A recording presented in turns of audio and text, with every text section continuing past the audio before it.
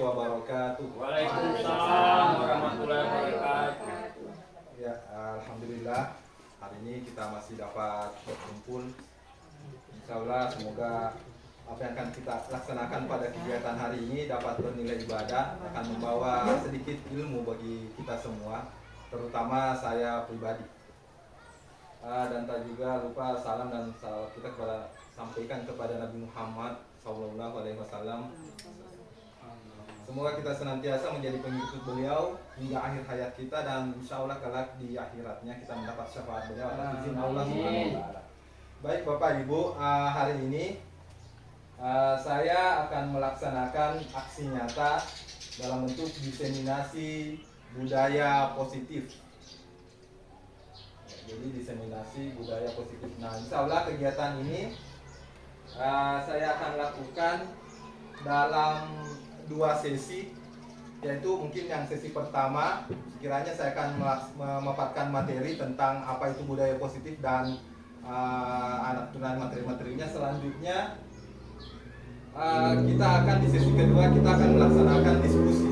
Nah, jadi apa yang mungkin Bapak Ibu yang mengganjal dari apa pemahaman tentang apa itu budaya positif nanti akan saya sampaikan, sekiranya kita bisa berdiskusi dalam hal ini.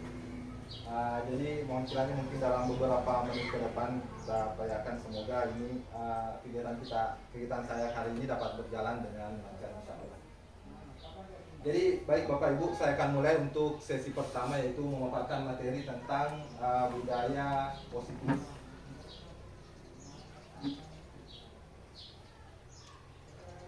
Baik, sebelum kita masuk ke ini ada permainan nanti kita sebelum kita memulai, tapi saya ingin berikan sebuah informasi terlebih awal bahwa dalam dunia pendidikan itu kita menghadapi yang namanya zaman, yaitu zaman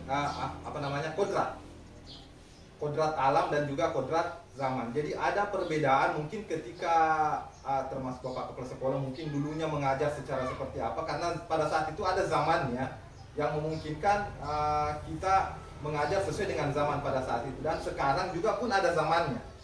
Jadi sekarang kita berada di zaman revolusi 4.0. Jadi kita sering sebut dengan zamannya teknologi sudah.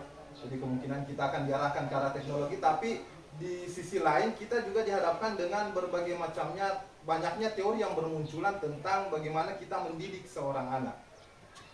Nah, di sini di zaman sekarang ini kita tidak bisa samakan di zaman dahulu. Mungkin di zaman dahulu boleh dalam tanda petik ada mungkin cara mendidiknya itu agak tegas, begitu Pak ya. Tegas mungkin karena mungkin kita juga pernah mengalami jadi siswa, dan di masa itu kita mungkin ketemu dengan guru yang mungkin kita anggap tegas.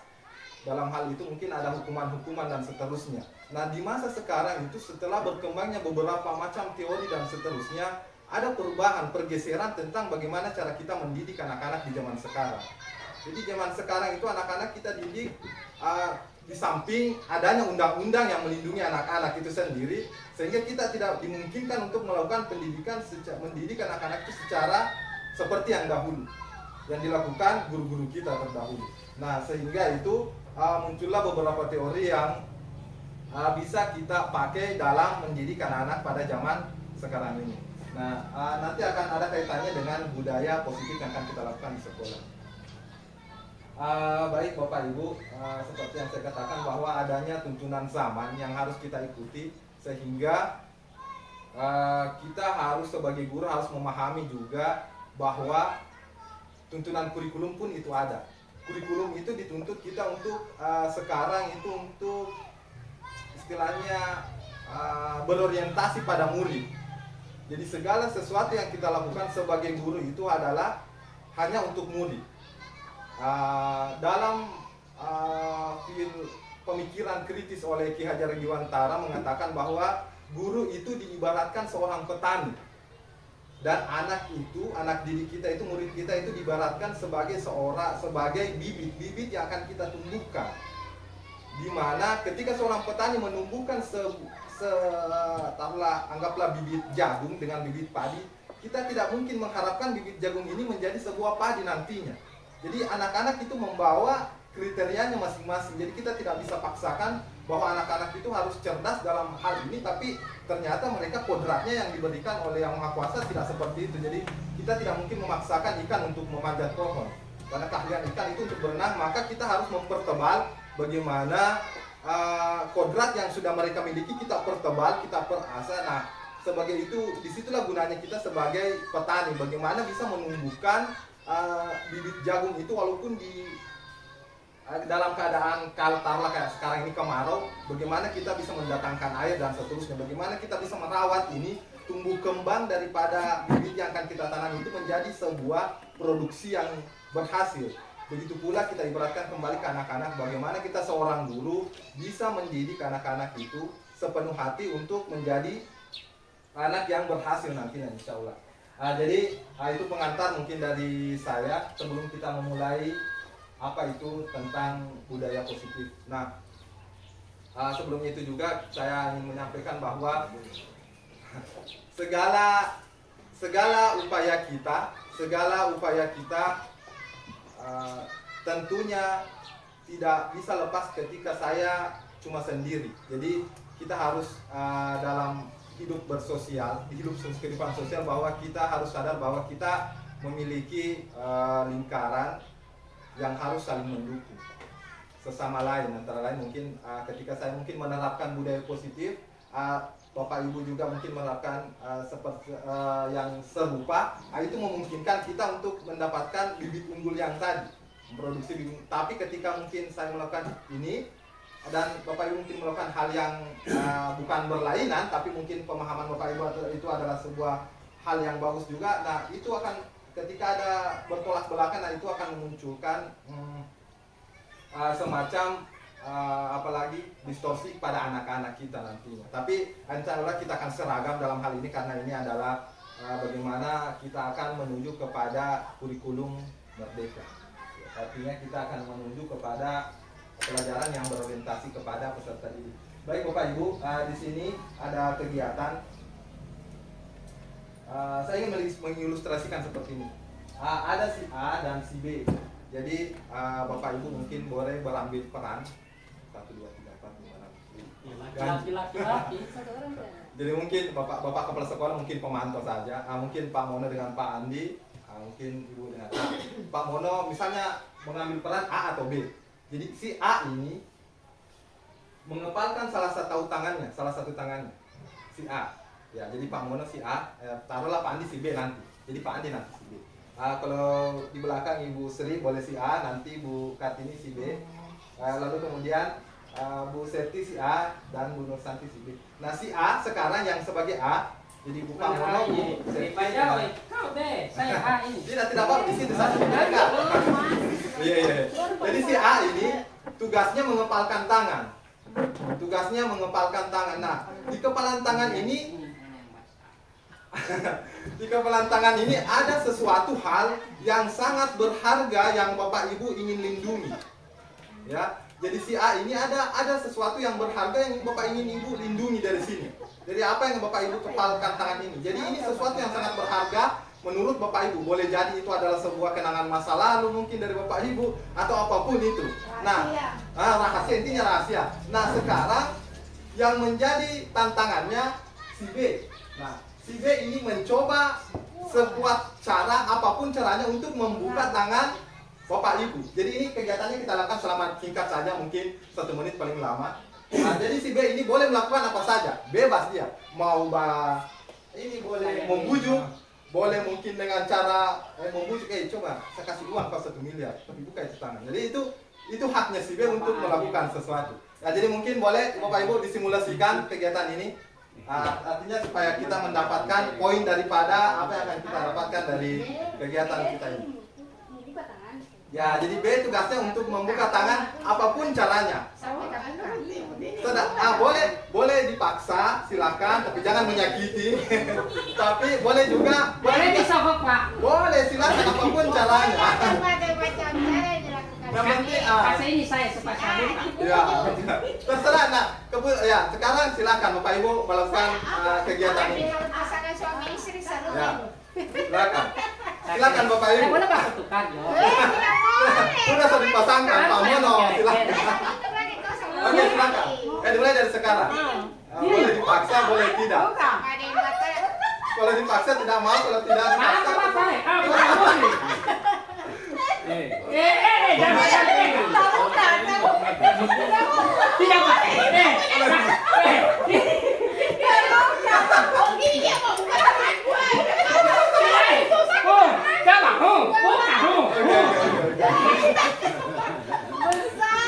Coba, buka. Buka. Yang sama saya, Pak. Yang besar kok. Boleh disogok silahkan, terserah dengan kegiatannya. Bisa kasih kue kalau safety. Ya, bukan solo ya, boleh. Aku tukar. Ini semacam simulasi kegiatan. Buka coba. Sudah. Sudah. Bahkan ada hadiahnya. Apa Gula. Ternyata ada gula-gula di sini Pak Mono. ada apa? Ada hikmah dari itu apa? Sekarang kita masuk kenapa kegiatan tadi itu penting, bukan penting juga sih, artinya itu semacam simulasi. Apakah Anda atau B membuka kepalan tangan Anda? Jadi posisinya tadi tidak ada yang membuka kepalan tangan. Pas saya buka tadi gitu. Maka Anda atau B membuka kepalan tangan Anda. Mengapa? Tentunya ada alasan semua. Ada yang membuka, ada yang tidak. Yang membuka tadi Bu Sri terbuka karena kesakitan. Iya, udah dari kelinci sini dia jadi begitu. Ya, nah, yang menutup tangannya juga tidak membuka pasti juga punya alasan dengan itu. Nah, sekarang, Dulu sabar kan. nah, pertanyaan selanjutnya dalam kegiatan ini sesungguhnya siapa yang memegang kendali atau kontrol untuk membuka atau menutup kepalan tangan? Menurut Bapak Ibu siapa yang pegang kendali membuka atau menutup kepalan tangan kita? Dia sendiri. Si A kan? Iya. Berarti si A sendiri. Si B boleh berusaha, boleh sekuat tenaga, boleh membujuk apa dan seterusnya, mungkin menyogok dengan uang 1 miliar, tapi kalau si A tidak mau kasih, tetap tidak mau. Tapi kalau dipaksa. Nah, dipaksa dan seterusnya itu kan menyakiti. Iya, menyakiti. Ternyata ada. Nah, tapi itu bukan menyakiti karena bagaimana caranya kita membuka genggaman itu bisa terbuka. Oh ya, artinya Kan dengan cara dengan masing-masing. cara apapun, tapi ternyata tersakiti si A. Rahasia tersakit kalau disogok. Iya. Ya, artinya di sini kita cuma mau mencari bahwa ada sesuatu hal yang memang itu punya adalah kendalinya kita. Tidak di luar dari kendali oleh siapapun. Kita yang punya kendali, kita yang punya hak untuk itu. Nah, kita masuk dari kegiatan tadi, kita masuk ke dalam teori kontrol. Nah, inilah teori-teori yang mungkin akan saya sampaikan beberapa sedikit teori. Dalam stimulus respon, realitas kebutuhan kita sama. Tapi dalam teori kontrol, kebutuhan kita itu berbeda-beda. Selanjutnya semua orang melihat hal yang sama, tapi dalam teori kontrol setiap orang memiliki gambaran yang berbeda. Selanjutnya lagi kita mencoba mengubah orang agar berpandangan sama dengan kita. Dalam teori kontrol kita berusaha memahami pandangan orang lain tentang dunia. Berarti jadi bagaimana caranya kita bisa memahami orang lain, bukan kita paksakan orang lain untuk sesuai dengan kita. Lanjut, perilaku buruk dilihat sebagai suatu kesalahan. Dalam teori kontrol semua perilaku memiliki tujuan. Jadi apapun bentuk perilakunya ada tujuannya, ada alasan dibalik itu semua. Lanjut, saya bisa mengontrol orang lain, itu stimulus respon. Selanjutnya, dalam teori kontrol Anda tidak bisa mengontrol orang lain. Lanjut, pemaksaan ada pada saat bujukan gagal. Jadi pemaksaan ada pada saat bujukan kita membujuk gagal, ternyata kita akan paksakan. Kolaborasi dan konsekuensi menciptakan pilihan-pilihan baru. Model berpikir menang atau kalah, dalam teori kontrol ada istilah model berpikir menang-menang atau win-win solution. Jadi apa, sebaiknya tidak mesti ada orang yang dirugikan dalam hal keputusan kita.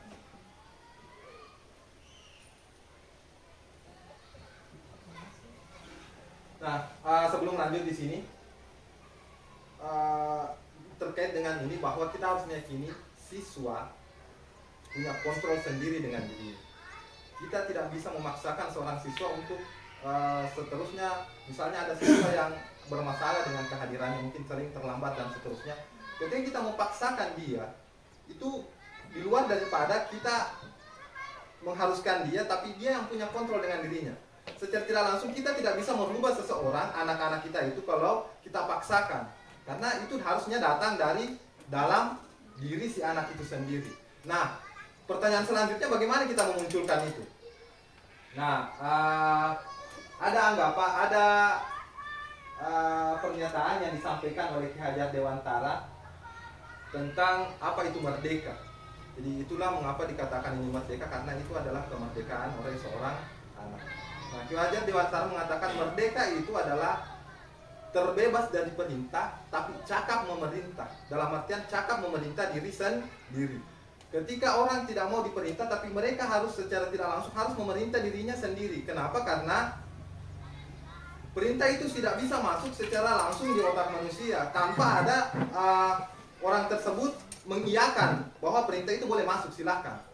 Jadi ketika orang tidak mempersilahkan orang lain untuk mengatur dirinya, otomatis orang itu tidak akan mau diatur. Tapi kalau orang itu mau diatur, secara otomatis dia mempersilahkan orang lain untuk mengatur diri, silahkan atur saya. Seperti itu dan seterusnya. Mungkin ini juga dalam kehidupan berumah tangga juga seperti itu. Kita tidak bisa paksakan kehendak. Baik kita sebagai suami kadang merasa bahwa kita suami memegang kendali, bahwa kita yang mau mengendalikan semua, tidak. Semestinya kita juga harus mencari solusi itu tadi, menang-menang ini solusi. Nah, kita masuk ke materi selanjutnya. Apa yang Anda bayangkan ketika mendengar kata disiplin? Seterusnya, kebanyakan orang akan menghubungkan kata disiplin dengan tata tertib dan kepatuhan pada peraturan. Jadi pada peraturan. Jadi disiplin itu adalah sesuatu yang diatur dengan tata tertib dan juga ada sebuah peraturan. Nah, ternyata untuk menciptakan murid yang merdeka, syarat utamanya harus ada disiplin yang kuat. Nah, disiplin yang dimaksud adalah disiplin diri yang memiliki motivasi internal. Nah, di sini saya ingin memperdalam. Dalam hal disiplin itu muncul bukan karena aturan, harusnya bukan karena aturan. Karena aturan itu dianggap dia adalah motivasi eksternal. Motivasi eksternal. Jadi misalnya kita seorang guru, kita mungkin mohon maaf sering, kalau saya pribadi sering datang agak terlambat, jam 8 dan seterusnya. Ketika saya besoknya saya datang cepat dan saya beralasan kenapa saya datang cepat, karena saya tidak mau ditegur oleh pengawas, tidak mau ditegur oleh kepala sekolah dan seterusnya. Nah, itu adalah motivasi eksternal yang muncul dari dalam diri saya. Tapi ketika saya datang cepat karena alasannya saya ingin memperbaiki diri saya, itulah yang dikatakan motivasi internal. Nah, itulah yang kita akan mencoba munculkan di hati anak-anak ini. Disiplin anak-anak ini, karena anak-anak kita ini kalau kita paksa dia dengan aturan, oke, mereka datang tepat waktu, tapi secara tidak langsung itu bukan motivasi yang muncul dari dalam dirinya. Nah, sehingga apa yang harus dimunculkan oleh anak-anak itu adalah motivasi internal, yaitu motivasi dalam diri untuk menjadi lebih baik daripada yang sekarang. Jadi mungkin seperti itu. Ini sebatas teori, tapi bagaimana kita bisa mengambil teori ini untuk ke dalam hal-hal positif dalam kegiatan kita dalam sehari-hari. Ya. Kita lanjut lagi Bapak Ibu. Nah, ada teori lagi yang dikatakan oleh Liam Gosen dalam bukunya Instruction School Disiplin, menyatakan ada 3 motivasi perilaku manusia untuk menghindari ketidaknyamanan, yang seperti yang saya sampaikan tadi, ketidaknyamanan atau hukuman. Ini adalah tingkatan terendah dari motivasi perilaku manusia.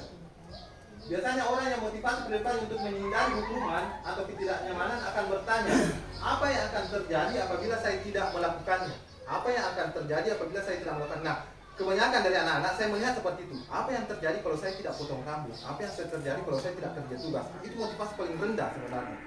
Selanjutnya, untuk mendapatkan imbalan atau penghargaan dari orang lain. Satu tingkatan di atas motivasi yang pertama, yang terendah tadi. Ciri-cirinya, orang dengan motivasi ini akan bertanya, apa yang akan saya dapatkan apabila saya melakukannya? Nah, anak-anak juga kita kembalikan, kita orientasi pada anak. Anak-anak ketika dia melakukan sesuatu, nanti dia berpikiran apa yang akan saya dapatkan dengan ketika mungkin rajin kerja tugas. Nah, itu motivasi yang agak sedang dia mengharapkan penghargaan dan seterusnya atau imbalan. Selanjutnya yang terakhir, ini yang motivasi yang ingin kita capai, yaitu motivasi internal untuk menjadi orang yang mereka inginkan, menghargai diri sendiri. Menghargai diri sendiri. Orang dengan motivasi ini akan bertanya, akan menjadi orang yang seperti apakah saya ketika saya melakukan seperti itu. Jadi kembalinya itu kepada dirinya, bukan kepada orang lain. Jadi teorinya mengatakan seperti itu, tapi biasa kita kan sering mengatakan bahwa teori tidak seperti dengan apa yang seindah perkataan, beda dengan praktik lapangan. Tapi insya Allah sebenarnya itu pikiran yang mungkin membawa kita kepada pesimis dan kita harus arahnya kepada hal-hal yang optimis. Oke, selanjutnya apa yang perlu kita adakan dalam sebuah budaya positif atau disiplin positif, budaya positif? Nah ini salah satunya adalah keyakinan kelas. Keyakinan kelas ini apa Bapak Ibu? Saya ingin mencoba jelaskan. Jadi ada hal-hal yang harus kita terapkan sebelum menerapkan budaya positif. Jadi kita harus menerapkan keyakinan kelas. Nah keyakinan kelas itu apa? Dia bukan peraturan, tapi tidak boleh dia dikatakan peraturan. Kenapa? Ini seorang akan lebih tergerak dan bersemangat untuk menjelaskan keyakinannya daripada hanya sekedar mengikuti serangkaian peraturan tertulis. Jadi ini 11-12 mirip dengan peraturan tapi bukan peraturan, tapi diambil dari sebuah keyakinan. Nah apa itu keyakinan? Keyakinan yang diambil adalah nilai-nilai kebaikan yang dianggap secara umum. Contohnya mungkin saya menganggap bahwa datang lebih cepat itu adalah sebuah kebaikan, dan kita pasti sepakat semua bahwa datang lebih awal itu, tidak datang terlambat itu adalah sebuah kebaikan. Nah itulah yang dimaksud nilai-nilai kebaikan. Jadi kita secara umum kita sepakati bahwa itu adalah nilai kebaikan, dan sebaliknya juga ketika mungkin kita datang terlambat atau mungkin tidak hadir, maka itu dianggap sebuah nilai yang tidak baik. Nah itulah yang akan kita buat kepada anak-anak. Nah ini Bapak Ibu saya mungkin dorong untuk wali kelas untuk membuat sebuah keyakinan kelas. Dalam hal ini Bapak Ibu gali anak-anak itu untuk memberikan pernyataannya tentang apa yang mereka yakini dengan nilai-nilai kebaikan.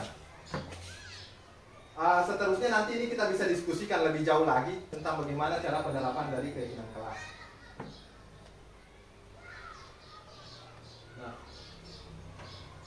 Kita masuk kepada kebutuhan dasar manusia.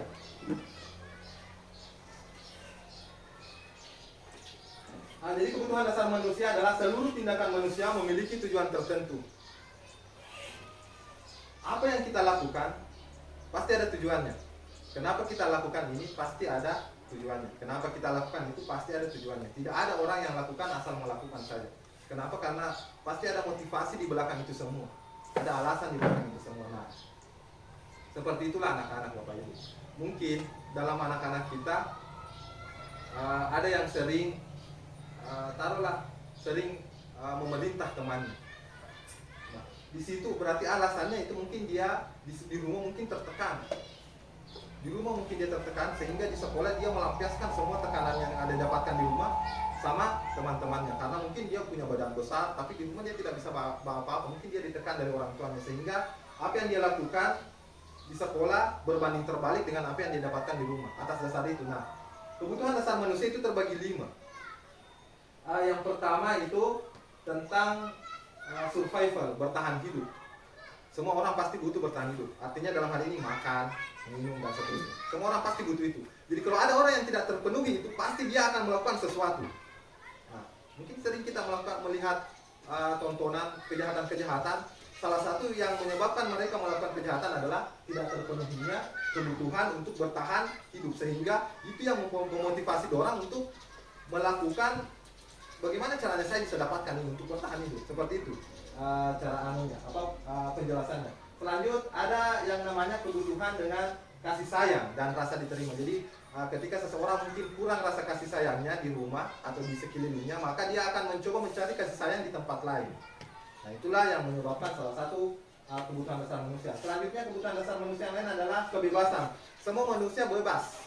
Semua manusia ingin bebas. Tidak ada yang ingin ditekan. Semua manusia ingin bebas.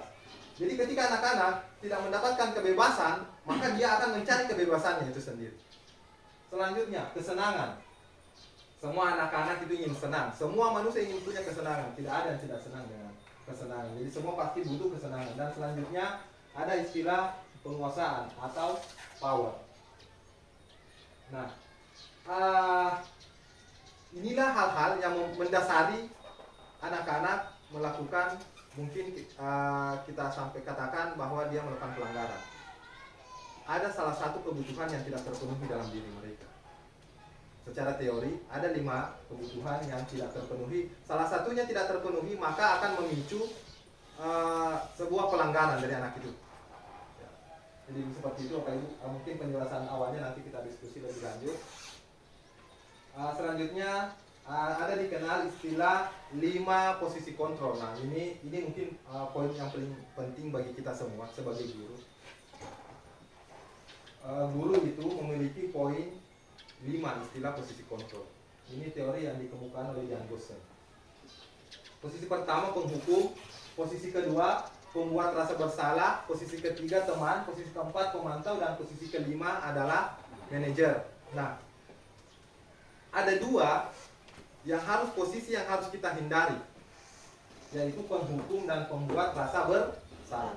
Secara teori itu adalah indikasi gagal di zaman sekarang. Kenapa? Karena di lain sisi bahwa kita anak-anak dilindungi dengan undang-undang. Di teori lain bahwa dengan meningkatnya pemahaman kita tentang penelitian terhadap anak, tingkah laku anak, maka ini adalah salah satu indikasi yang gagal kita sebagai guru. Ketika kita menjadi penghukum dan pembuat rasa bersalah. Nah, saya langsung kepada contoh. Jadi ketika apa itu identitas gagal, penghukum dan pembuat rasa bersalah? Contohnya, kalau dalam perbuatannya guru itu menghardik, menunjuk, menyakiti, menyindir. Nah, itu adalah sesuatu penghukum, menghukum anak-anak. Secara tidak langsung nanti kita akan berpraktek. Pembuat rasa bersalah itu berceramah, menunjukkan kekecewaan yang mendalam. Berceramah artinya kita ceramah dengan depannya anak-anak dan menunjukkan kekecewaan mendalam. Nanti kita akan ulas lagi lebih jauh lagi. Sebagai teman adalah ini termasuk ketiga posisi inilah yang kita harapkan sebagai guru, sebagai teman, pemantau, dan juga manajer. Teman itu membutuhkan alasan-alasan untuk murid-muridnya, membuatkan alasan-alasan untuk murid-muridnya. Sebagai teman, pasti sebagai teman kita selalu membuat pembelaan kepada teman kita, seperti itu. Jadi sebagai guru kita harus cerita, karena kau begini, pasti begini, alasan kenapa bisa. Jadi kita carikan alasannya, sering membuat kesalahan. Sebagai pemantau, menghitung dan mengukur. Nah, ini akan kita jelaskan lebih lanjut lagi. Manajer mengajukan pertanyaan-pertanyaan. Nah, inilah posisi-posisi kontrol yang kita usahakan untuk kita sebagai guru sampai pada posisi teman, pemantau, atau manajer. Nah, dan kita sebisa mungkin untuk menghindari penghukum dan pembuat rasa bersalah. Nah, contoh, kalau guru berkata, apabila dia sebagai penghukum, maka guru akan berkata, kalau kamu tidak melakukannya, saya akan gitu. Jadi kalau kamu tidak mau melakukannya, misalnya begini, kalau kamu tidak datang cepat, maka saya akan suruh kamu keliling lali 10 kali putaran lapangan. Itu adalah menghukum secara tidak langsung.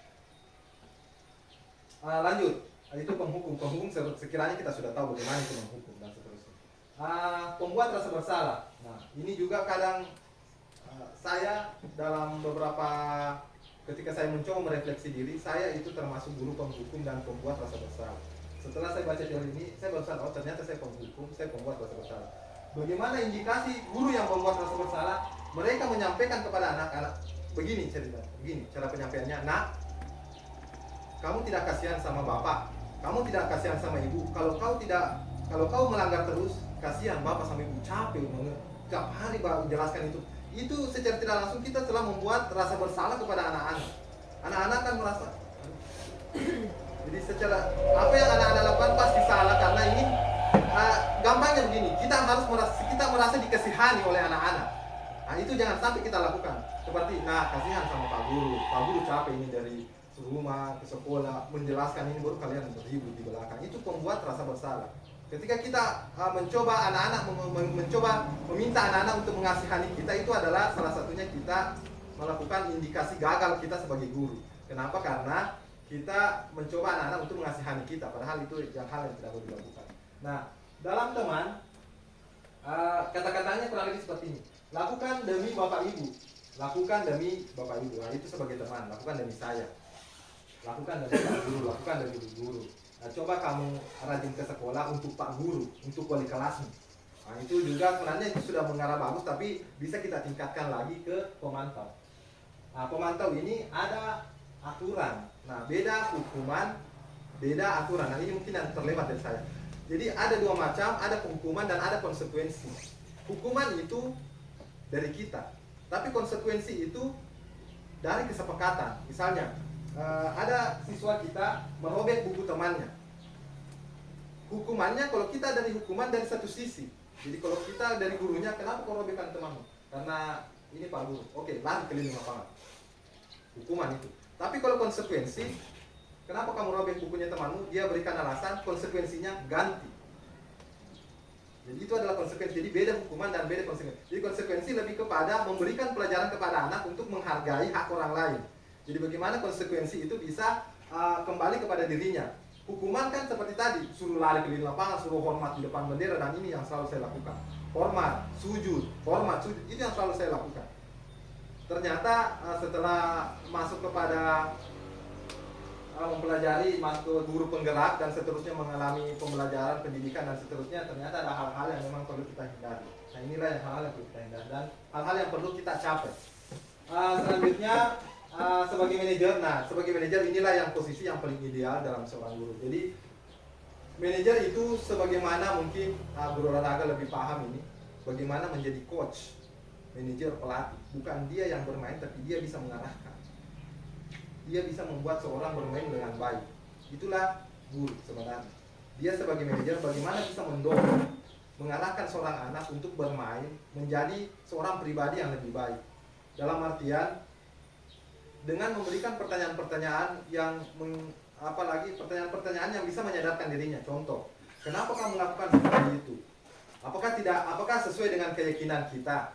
Oh tidak Pak Guru. Lantas bagaimana keyakinan yang bagus? Misalnya ada anak-anak yang sering datang terlambat. Pak, saya coba lebih cepat. Saya tidak berlama-lama kita. Ini. Sudah muncul. Ada yang dikatakan segitiga restitusi. Jadi di segitiga restitusi ini jaringan ini kayaknya tidak mendukung.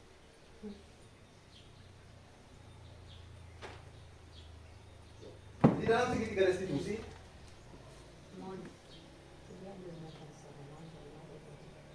ya. Jadi dalam sebuah segitiga restitusi ada yang dikatakan menstabilkan identitas. Jadi kita langsung kepada contoh konkret. Seorang anak datang terlambat.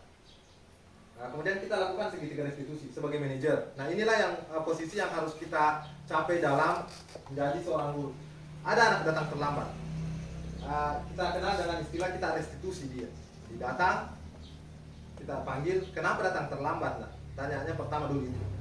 Mereka pasti memberikan alasan, Pak Guru. Misalnya anak itu menjawab, saya terlambat bangun Pak Guru. Bisa kita lanjutkan lagi pertanyaan. Kenapa bisa sampai terlambat bangun? Pak Guru, saya begadang. Sekarang, apakah itu? Tapi jangan langsung diarahkan ke poin tertentu. Kita coba stabilkan dulu identitasnya dengan cara sebenarnya kalian berhak untuk melakukan apapun yang kalian lakukan. Jadi kita tidak langsung salahkan itu anak, tapi kita mencoba menstabilkan dulu identitasnya. Berbuat salah itu tidak apa-apa. Jadi berbuat salah itu tidak apa-apa. Semua orang pernah berbuat salah. Jadi kita stabilkan identitasnya. Setelah identitasnya stabil, kita validasi tindakannya. Apakah itu benar atau salah? Dengan cara kita berikan pertanyaan lanjutan. Sebagai siswa, apakah benar kalau kamu begadang? Dan begadang dampaknya kalian datang terlambat ke sekolah. Pasti anak-anak itu, tapi jangan kita yang jawab. Usahakan anak-anak itu sendiri yang menjawab, merespon. Tidak Pak Guru, tidak Ibu Guru. Itu adalah sesuatu yang salah. Nah, sekarang pada posisi itu, anak-anak sudah menyadari bahwa mereka itu melakukan perbuatan yang salah. Jadi kita sebagaimana mungkin berupaya menanyakan, tapi mereka yang merespon, mereka yang menjawab. Nah, setelah mereka menyadari itu adalah sebuah kesalahan, kita tanyakan bagaimana cara kamu memperbaiki itu. Jadi setelah itu serangkaian itu semua, kita tanyakan bagaimana cara kamu memperbaiki itu. Biarkan mereka yang menjawab juga. Misalnya mereka mengatakan, saya akan tidur lebih awal lagi Pak Guru supaya saya tidak bangun terlambat. Nah itu adalah poinnya. Oh iya nak, bagus itu. Kalian tidur lebih awal. Apalagi masih ada yang kalian mau tambahkan dengan itu. Misalnya dia tambahkan, saya mau pasang alarm lagi Pak Guru di HP saya supaya saya bisa saya minta tolong sama orang tua saya. Nah sebagaimana mungkin kita sebagai guru untuk mengarahkan ini jawaban-jawaban mereka ke arah sana, ke arah sebuah keyakinan yang mereka apalagi yang mereka yakini itu adalah sebuah kebaikan. Jadi mungkin cepat Bapak Ibu, tapi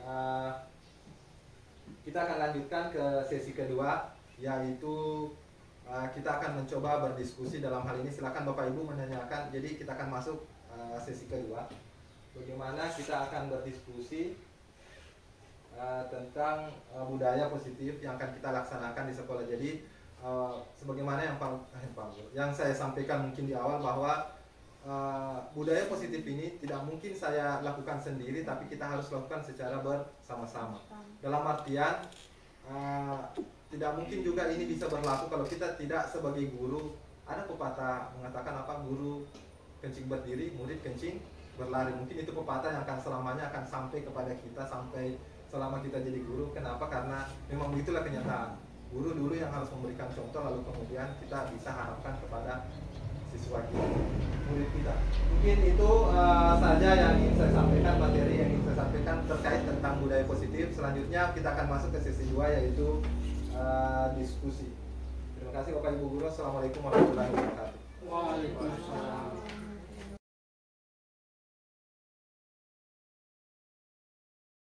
Bismillahirrahmanirrahim. Assalamualaikum warahmatullahi wabarakatuh. Waalaikumsalam warahmatullahi wabarakatuh. Tadi sudah disampaikan beberapa materi yang memang sering untuk saya pribadi sering saya lakukan. Nah,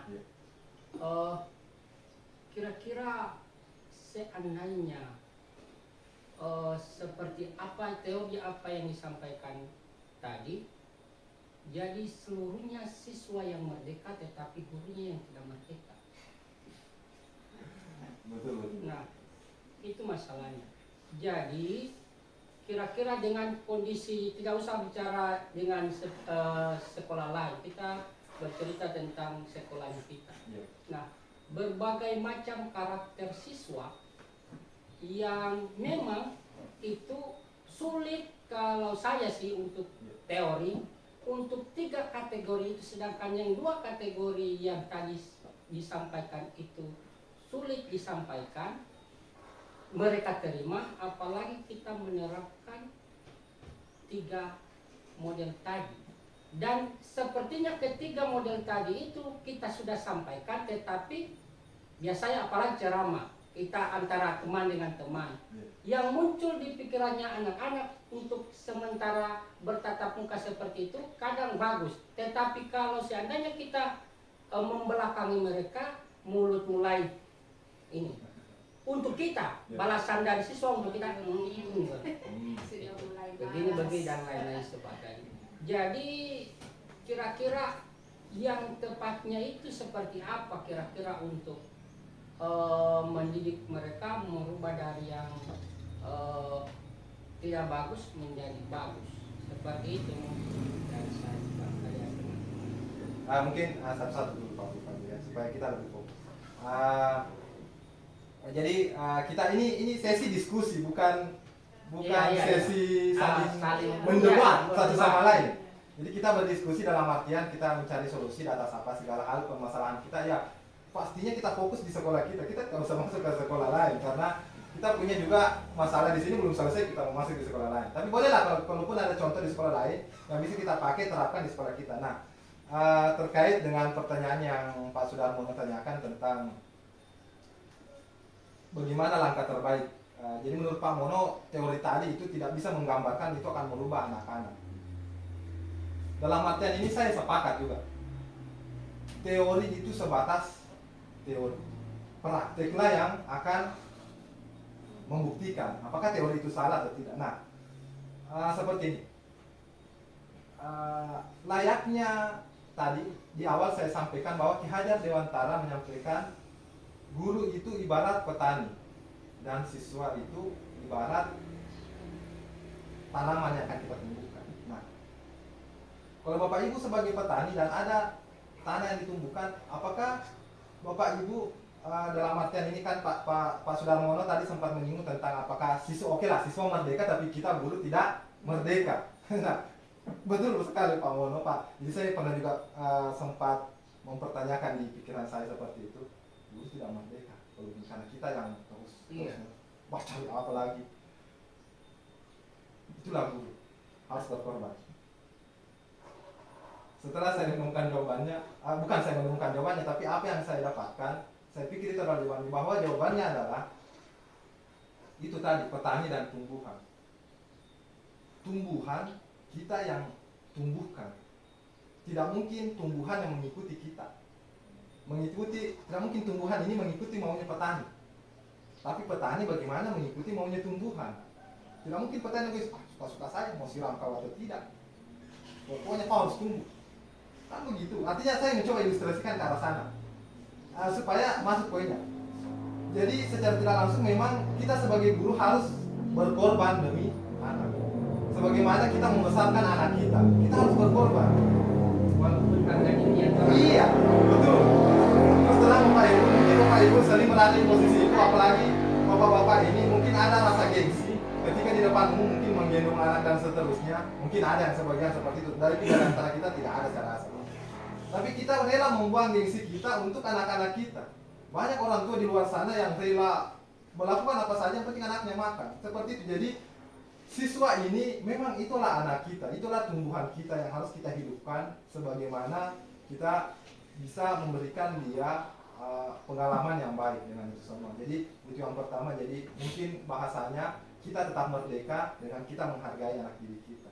Jadi kita tetap merdeka dengan caranya bagaimana kita mendidik. Itulah sebuah konsekuensi sebuah pekerjaan guru murid. Kita sebagai guru, dan memang itu konsekuensinya. Kita guru memang apapun yang murid lakukan, ya sudah, kita harus mengorbankan segala apa yang kita punya. Layaknya kita menumbuhkan seorang tumbuhan atau mendidik anak sendiri. Jadi memang sebagaimana kita seorang guru, selalu dikatakan bahwa guru adalah orang tua kedua daripada anak-anak itu sendiri. Jadi mungkin itu yang bisa menjawab dari saya untuk yang pertama. Yang kedua, tentang berubahnya anak-anak. Kembali saya kaitkan di tanaman dan petani. Petani, kita sebagai petani cuma bisa menyiram. Kita cuma bisa menyiram, berharap ini tumbuh. Tapi pada hasil akhirnya itu kodratnya tetap yang menentukan siapa? Allah. Jadi saya mencoba menggarisbawahi begini. Kita cuma bisa ikhtiar. Karena kita semua ini tidak ada di antara kita semua ini pasti punya agama. Kita pasti percaya Tuhan. Kita tidak bisa melewati apa yang menjadi wewenang kita dan apa yang menjadi wewenangnya. Jadi kita tidak boleh memisahkan antara kita dengan Tuhan. Jadi kita jangan merasa sombong bahwa kita berusaha bahwa ini pasti akan berhasil. Tidak. Tetap akan kembali kepada kehendaknya Allah, kehendaknya Tuhan. Jadi kita kembalikan ke sana, kita cuma cukup ikhtiar. Bahwa sekiranya anak-anak itu mau berubah, alhamdulillah. Sekiranya anak-anak itu tetap pada pendiriannya, mungkin kita cuma berusaha lagi untuk memberikan yang terbaik. Tapi catatannya kita harus ikhtiar. Dalam artian kita tetap berusaha basiram ini tanaman. Tapi kalau kita tidak basiram ini tanaman, kita biarkan saja, kita berharap dia akan tumbuh, menghasilkan jagung dan seterusnya. Nah, itu namanya apa ya? Lebih tidak masuk akal lagi. Berarti simpulannya Ya. kita tetap menyampaikan apa yang bagus-bagus. Hasil akhirnya itu mau baik atau tidak itu Ya, bukan, tergantung dia. Ya, bukan kita. Berarti tujuannya kita ini bukan merubah dia jadi baik, tetapi menyampaikan apa yang baik-baik. Lebih tepat mungkin begitu. Kita berharap dia jadi baik, bukan mau merubah mereka jadi. Berharap mereka jadi baik, tapi dan dengan cara menyampaikan yang baik-baik. Tapi persoalan dia berubah jadi baik itu sudah bukan kehendak kita. Sudah bukan di luar daripada apa kemampuan kita. Kita tidak kan kembali ke teori ini tadi, teori kontrol. Kita tidak bisa mengontrol orang lain. Yang bisa mengontrol orang lain adalah orang itu sendiri, dirinya sendiri. Dia bisa dikontrol kalau dia izinkan orang lain untuk mengontrol dirinya. Saya mungkin sampaikan ini sama Bapak Ibu. Saya cuma sebatas sampaikan. Pelaksanaannya tetap pasti Bapak Ibu. Iya. Saya bisa paksakan, bisa, tapi pasti tidak akan baik. Saya bisa paksa, ayo bikin disiplin positif, bikin keyakinan keras, bikin semua. Itu bisa saya lakukan. Tapi kembali kepada Bapak Ibu, selesai mau lakukan atau tidak. Jadi pada intinya kita kembali ke hakikatnya kita sebagai fitrahnya kita manusia, bahwa kita yang punya kontrol atas diri kita, tapi kita bisa berubah dengan dasar memberikan masukan atau stimulus daripada orang lain yang masuk kepada diri kita. Jadi segala bentuk upaya orang lain itu hanya sebatas usaha. Yang bisa merubah kita adalah diri kita sendiri, dan ya tergantung dari kehendaknya Allah. Kalau Allah menakdirkan kita untuk berubah, kita pasti akan berubah. Mungkin seperti itu Pak Mono yang bisa saya jelaskan sebagaimana apa yang itu sebatas pengetahuan saya. sebatas pengetahuan saya. Jadi kalaupun mungkin ada yang masih kurang, kita bisa mungkin berdiskusi dengan itu. Tapi itu yang sebatas apa yang saya ketahui sampai saat ini.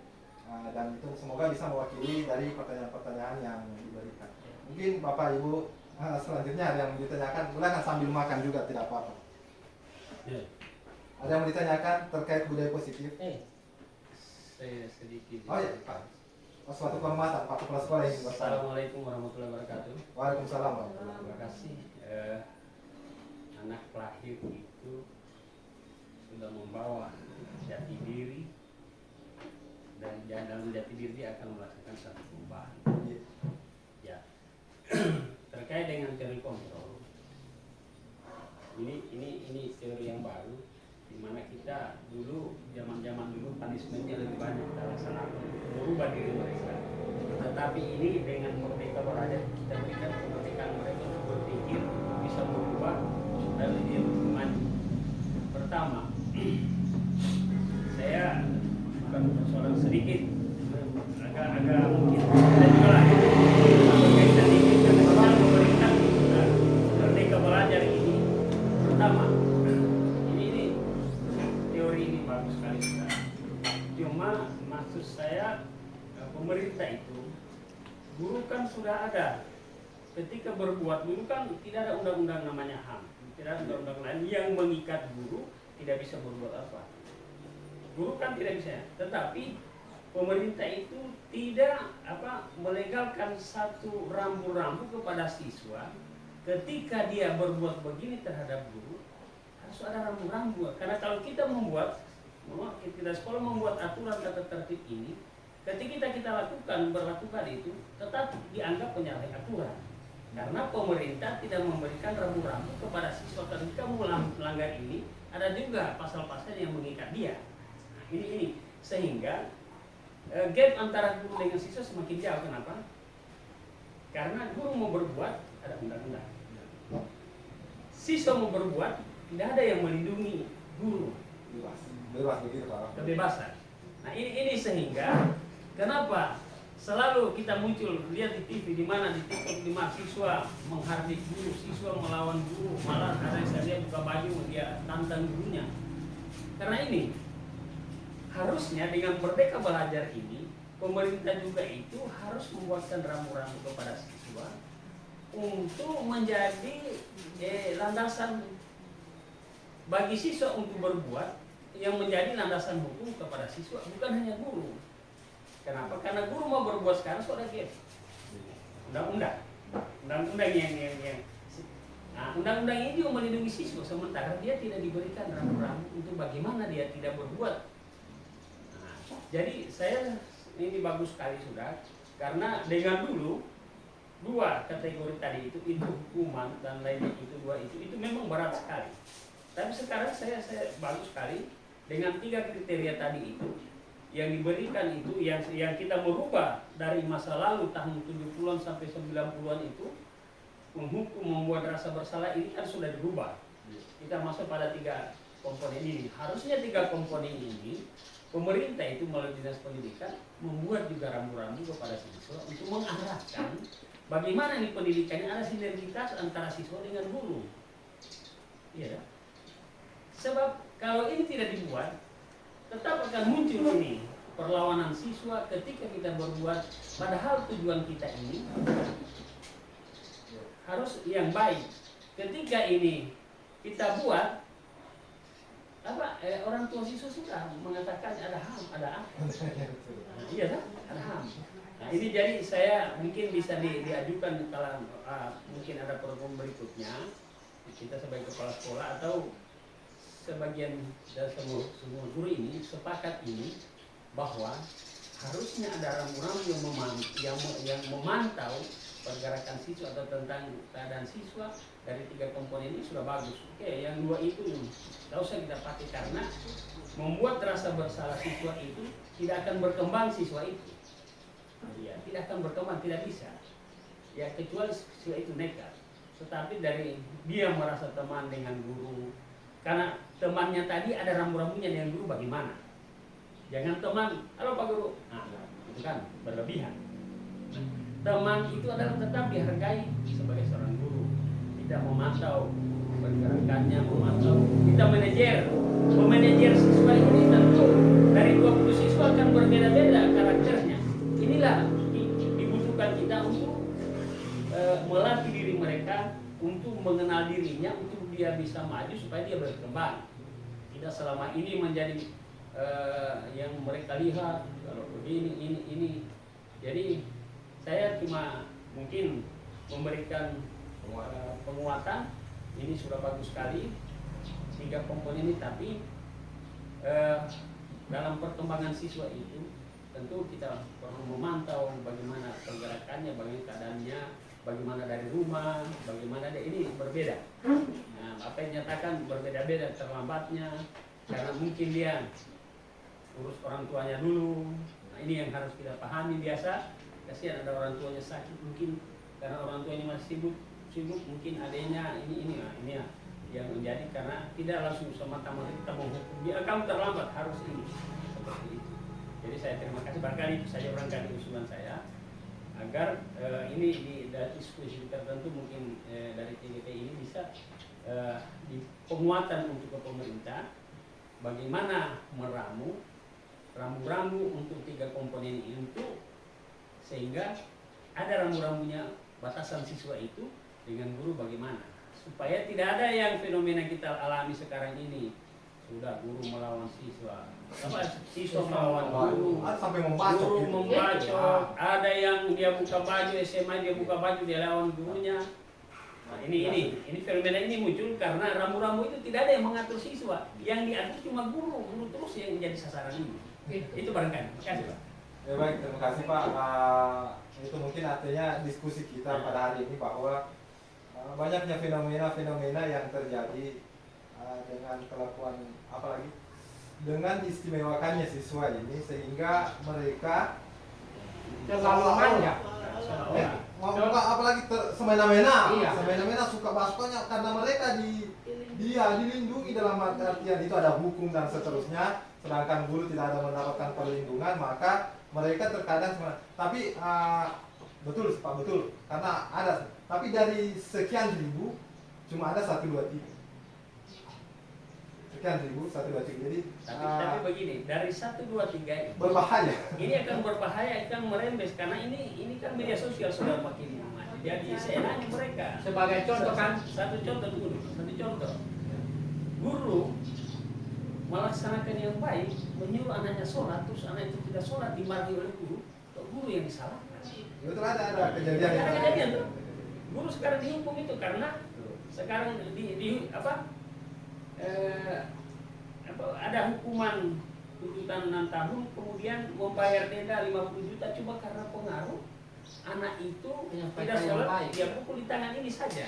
Nah itu karena mereka terlalu diistimewakan, bahkan orang tua sekarang ini sebenarnya terhadap guru lagi. Nah, itulah artinya kita mengaitkan ke sini Pak. Yeah, Makanya yeah. artinya Posisi ini. segala bentuk upaya mungkin dalam artian upaya pemerintah dalam hal ini mengaitkan mengambil beberapa teori-teori mungkin yang bisa sejalan dengan zaman sekarang. Makanya kita hindari penghukum dan rasa bersalah. Yeah. Kenapa terjadi itu? Karena guru menghukum.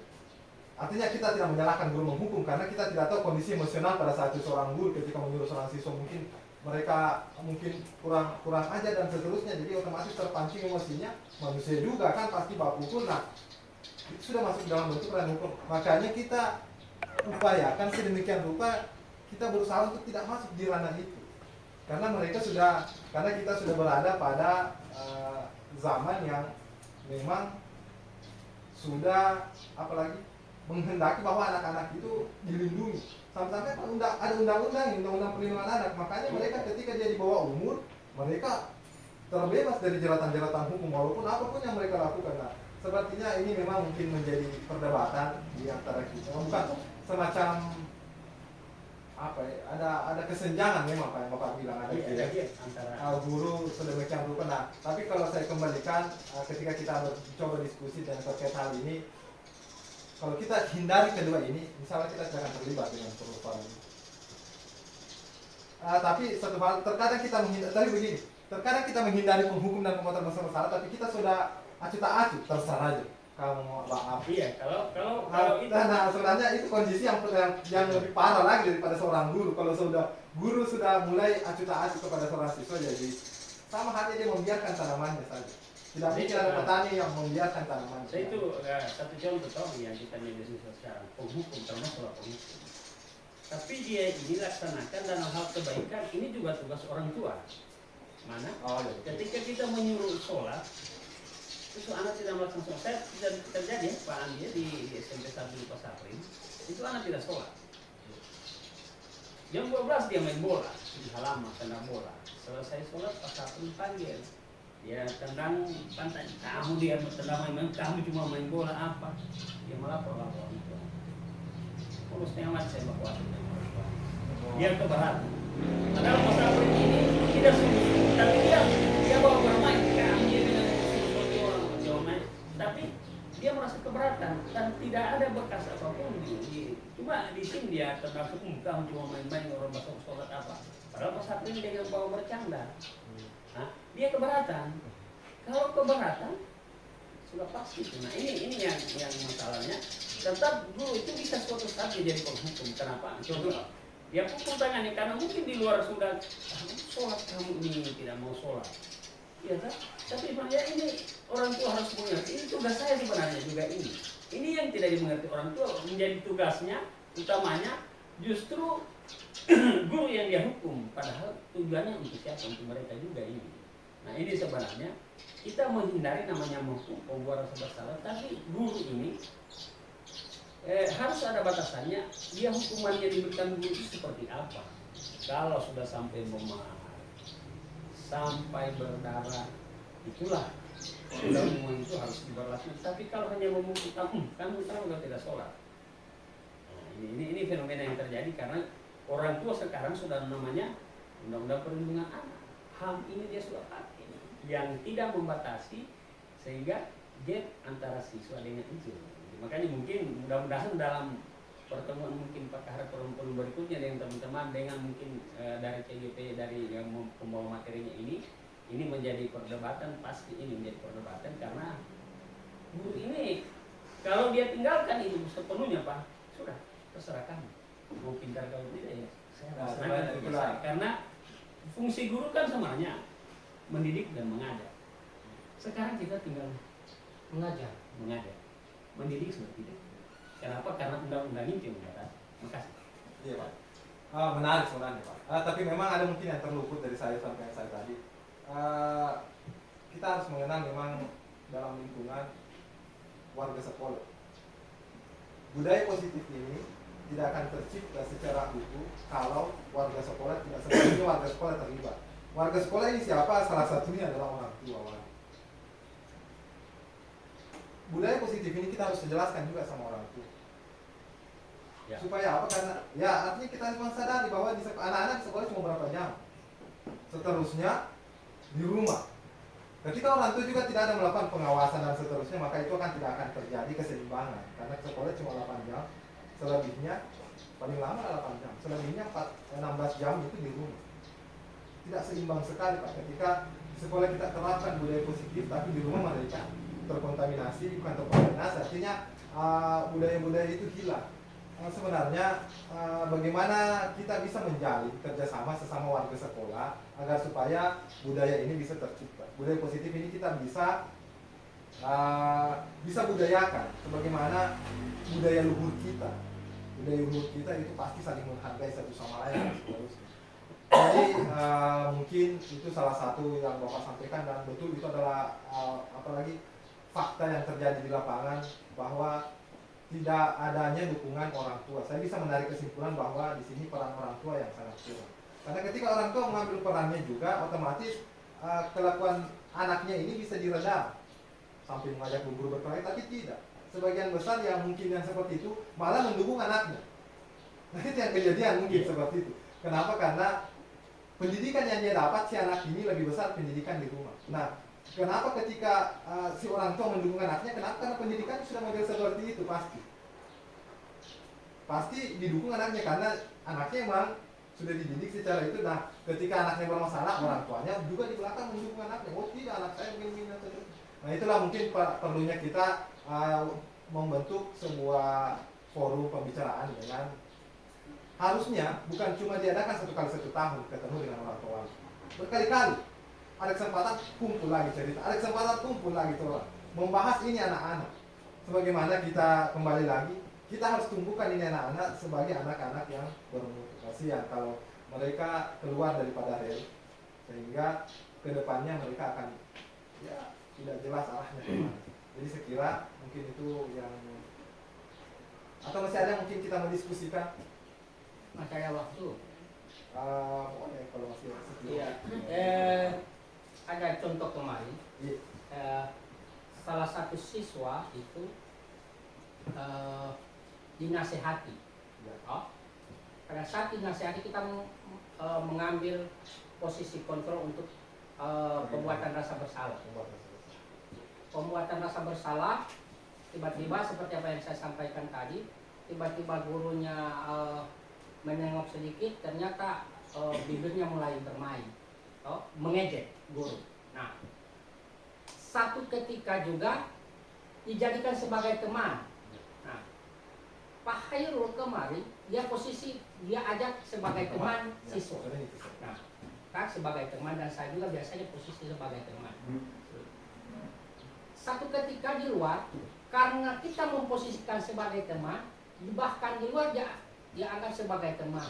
Sementara motor, woi, nah, itu semua jadi bingung, diambil dari sisi teman, dia anggap kita sebagai teman yang mau pembuat rasa bersalah juga kita bingung. Pemantau kita hanya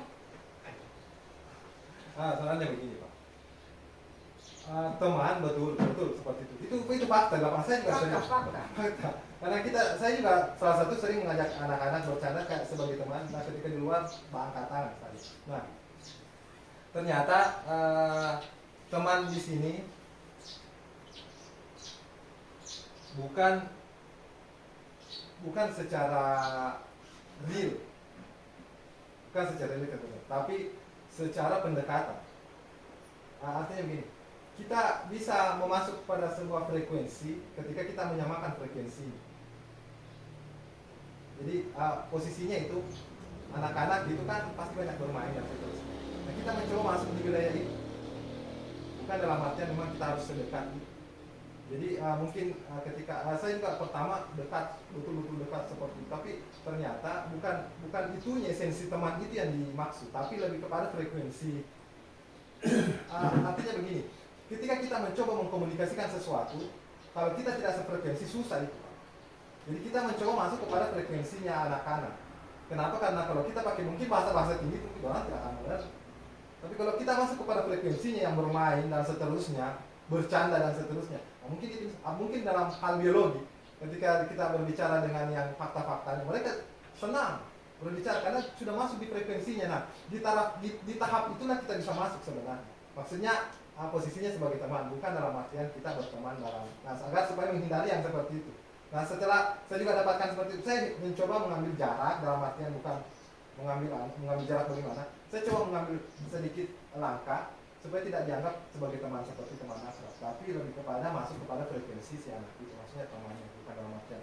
Nah, artinya begini, secara keseluruhan, kalaupun memang susah, cukup kita jadi pemantau. Dan pemantau dalam hal ini, ataupun manajer paling bagus posisi dia. Pemantau dalam hal ini, kita sampaikan misalnya anak-anak terlambat datang ke kelasnya kita 10 menit.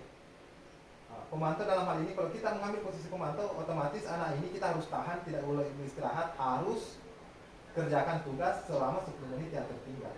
Nah, itu posisinya. Nah, kita cuma memantau dalam hal itu.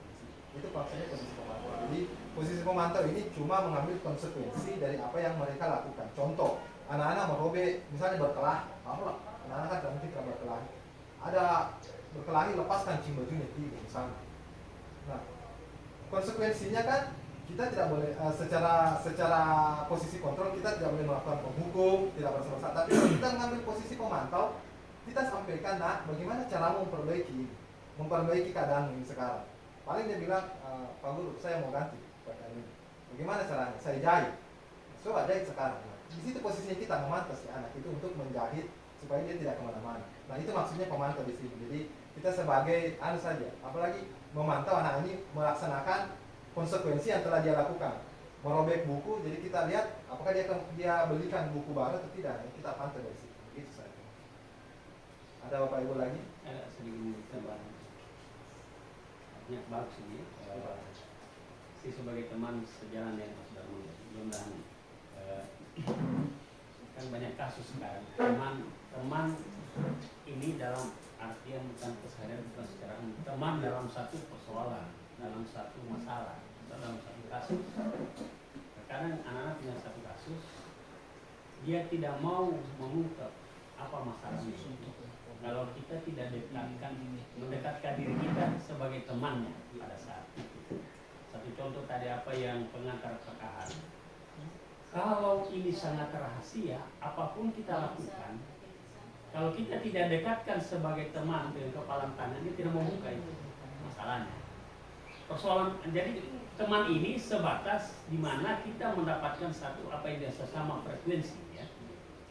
Masalahnya ini bisa kita cari masalahnya, bisa kita dapatkan masalahnya ketika kita masuk sebagai temannya pada saat itu.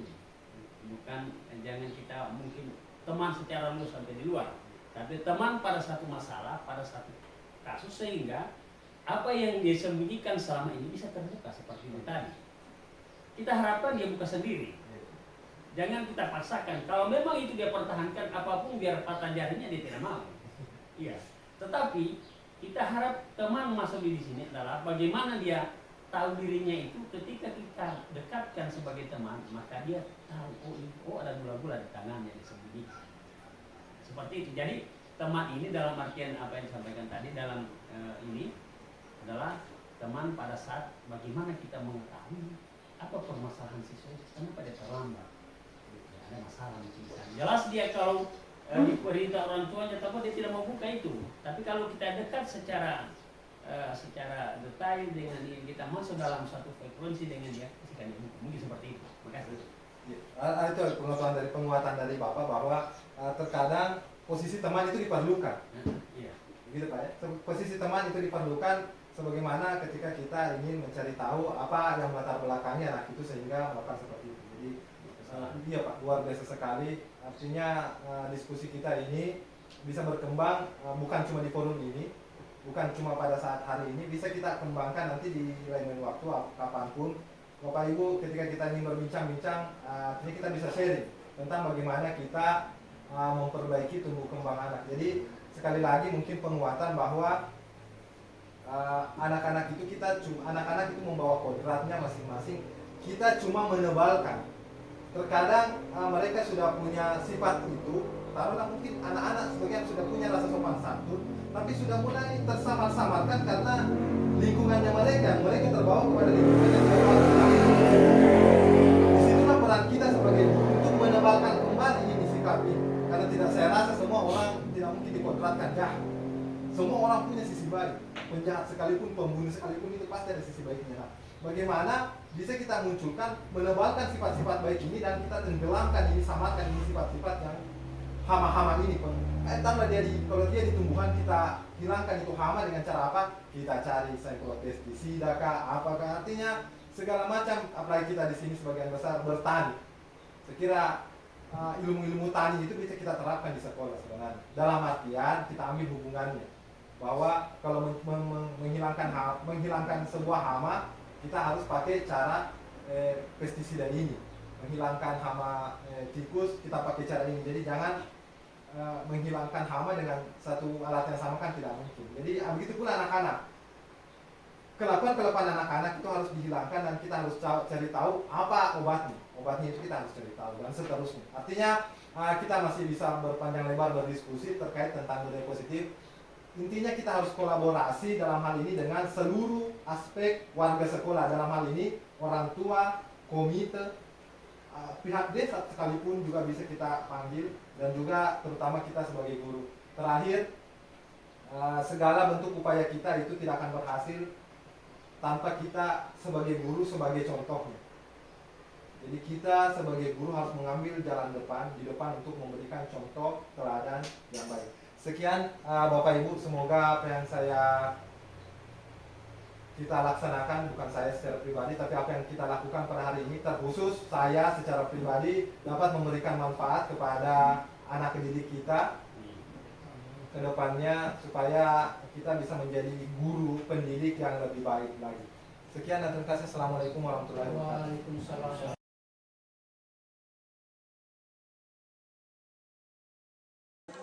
Baik, bismillahirrahmanirrahim. Assalamualaikum warahmatullahi wabarakatuh.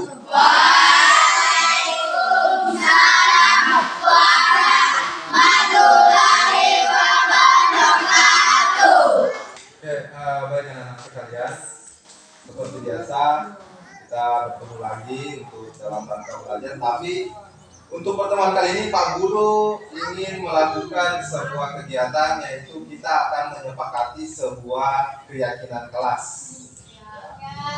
Jadi keyakinan kelas itu apa? Keyakinan kelas itu adalah nilai-nilai kebaikan yang kita sepakati secara bersama-sama. Ya, bisa? Bisa.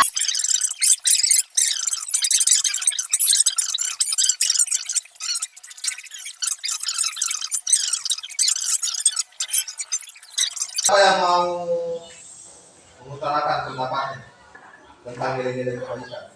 Oke, kita sampaikan saja. Menolong sesama. Oke, jadi ini adalah sebuah nilai kebaikan. Menolong sesama.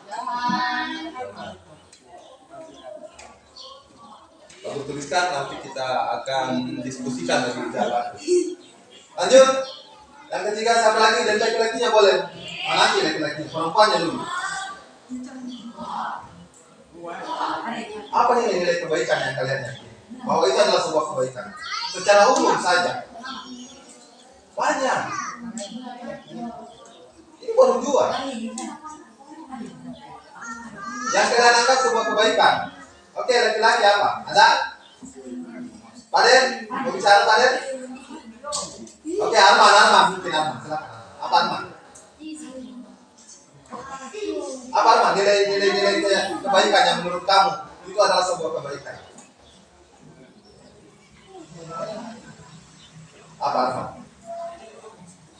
Sampaikan saja, tidak apa-apa. Yang kamu anggap lebih baik. Apa Arman? Oke, bantu, mungkin ada yang mau saya baca. Apa? Menyemangatkan teman. Menyemangatkan teman. Nah, ini kebaikan juga. Menyemangatkan teman. Nah, Pak Guru mau kasih satu contoh. Nilai kebaikan itu bukan cuma tentang teman. Tentang diri sendiri juga boleh. Itu sebuah kebaikan. Apa nilai yang bisa kalian ambil kalau saya berbuat begini, itu adalah sesuatu yang baik. Tidak mesti dengan teman, harus dengan teman. Apa yang kalian lakukan kalau misalnya saya melakukan ini sesuatu yang baik buat saya. Apa kira-kira contohnya? Kalian berbuat apa? Ya, diri sendiri, coba. Untuk diri sendiri. Apa yang kalian lakukan untuk diri sendiri? Oh, bagus buat saya, ini adalah sebuah kebaikan. Apa contohnya? Apa?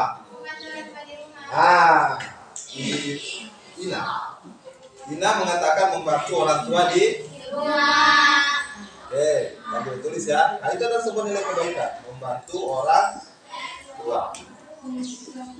Kita tulis saja membantu orang tua. Lanjut yang lain.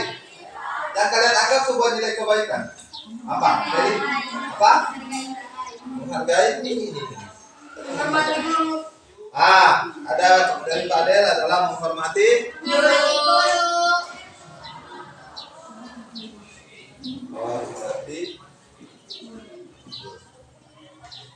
Oke, yang kelima adalah menghormati Guru. Oke, yang keenam apa? Ada yang bisa tambahkan lagi? Apa? Iya. Apa? Laki-laki. Boleh bersuara, dari tadi laki-laki kurang bersuara. Ya?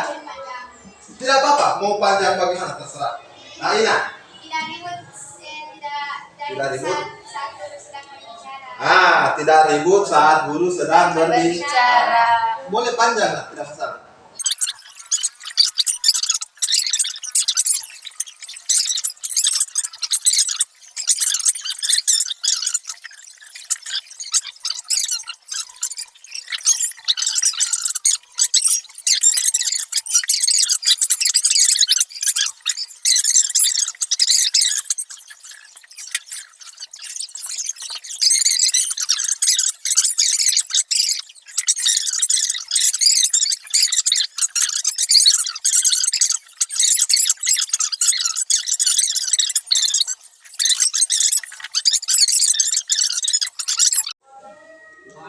Oke, kita lanjut menjaga kebersihan.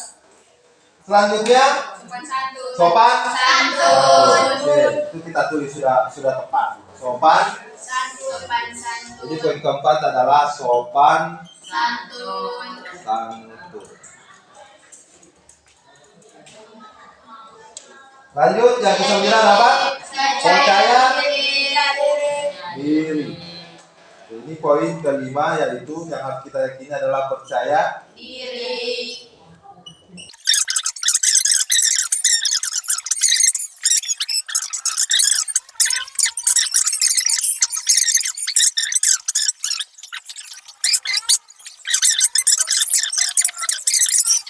Lanjut keyakinan kelas yang sekarang kita yakini ada pertama saling menghargai guru teman. Nah, dan ini sendiri kan kita saling menghargai sesama, saling menghargai sesama teman dan juga menghargai guru. Lanjut.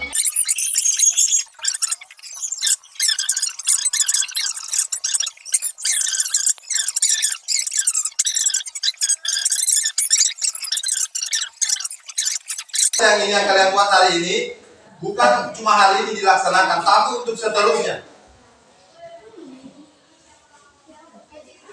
Bisa ya? Bisa. Oke, sambil ditulis Pak Guru mungkin mau mencukupkan. Jadi apa Pak Guru, sekali lagi Pak Guru kasih penguatan bahwa ini adalah keyakinan kelas yang akan kita sepakati secara bersama-sama dan kita laksanakan secara bersama-sama. Ya?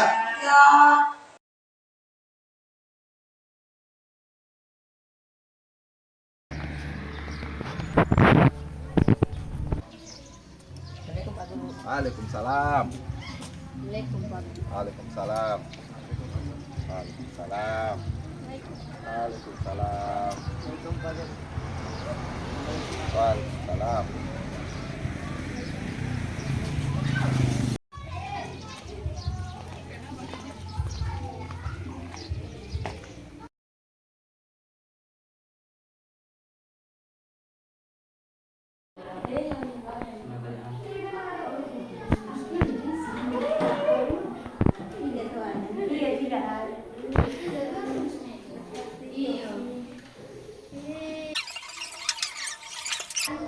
Dalam kurus 1,2 koordinat Y sama dengan X P aksen min 2,1. Jadi bayangannya dari posisi semula 1,2 ketika direfleksikan Y sama dengan X, bayangan yang dihasilkan adalah min 2,1. Kelompok lain ada yang mau ditanggapi? Ada ya? Oke.